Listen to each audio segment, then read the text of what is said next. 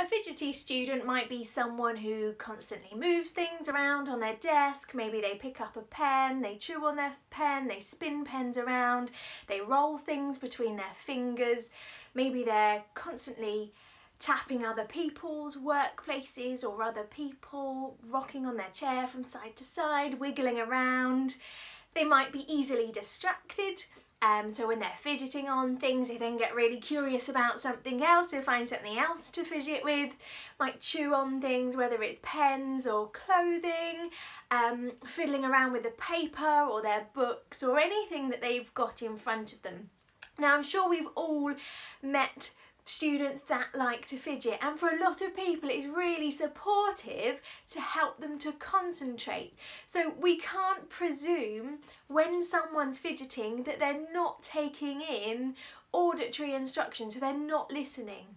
A lot of the time, people that are fidgeting actually need to fidget to help them to process that auditory instruction as well. So if a teacher's setting out some work to do and you've got some students in your class who are fidgeting with things or moving things around, maybe they're rolling a pen between their fingers or maybe they're squeezing something, they may well be doing that to help them to concentrate, to help them to take in what you're asking them to do. You'll then notice when they carry on with their work that they will be able to do their work because they've listened, they've taken in all of that information that you've instructed of them to do. So the reason why we might have some students that fidget is they may well be trying to give themselves extra proprioceptive information. So proprioception is our sensory system that tells us where our body is. So it's the feedback I get from my joints and my muscles. So anything where I'm fidgeting with my fingers, we do lots of writing, we do lots of activities in school and education with our hands, which means if we're fidgeting with things, I'm doing those things to help wake up my fingers, to help to feel where my fingers and my hands are so that then I can do activities. I may well rock back on my chair. If I'm rocking back on my chair, yes, it might be telling me where my body is, but I'm also exploring my vestibular sense, so my sense of movement.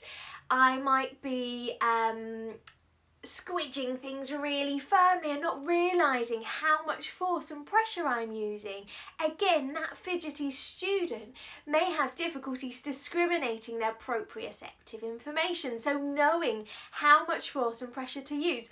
So when someone's writing or when someone's typing on a keyboard, you might notice that they poke a little bit too hard, but they don't realise that they're using more force than they need to. So some exercises where we're helping them to wake up their fingers and wake up their hands before they do activities are going to be really, really supportive. Other reasons why students might be fidgety can be relating to tactile seekers. So for people who are seeking extra tactile information, so it might be that they're feeling different textures on their skin, they might be rubbing different textures on their arms, or maybe they're chewing and feeling it in their mouth and on their lips. Vestibular, so our sense of movement, so someone might be fidgeting to get extra vestibular input. When I'm moving my head's giving me more movement sensations. So if I'm fidgeting around in my seat, in my chair, if I'm walking around the class fidgeting with things, it might be also to give myself extra vestibular input. It's really important when we're supporting students who are fidgety, who like to explore what's around them, that we recognise if they need strategies which need to help to calm them, or strategies which we need to use to help to alert them. So if someone's fidgeting to help to give them that extra information to be able to listen to you, then let them have that stress ball or squeeze something or fidget with their pen, because that's really going to help them to be able to focus.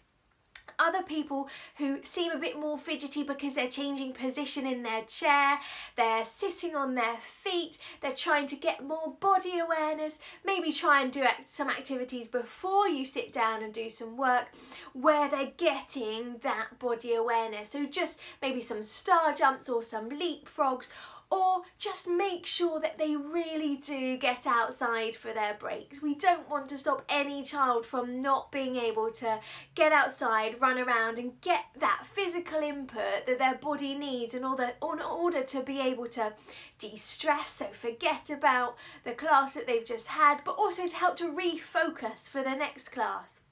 Make sure there's lots of breaks.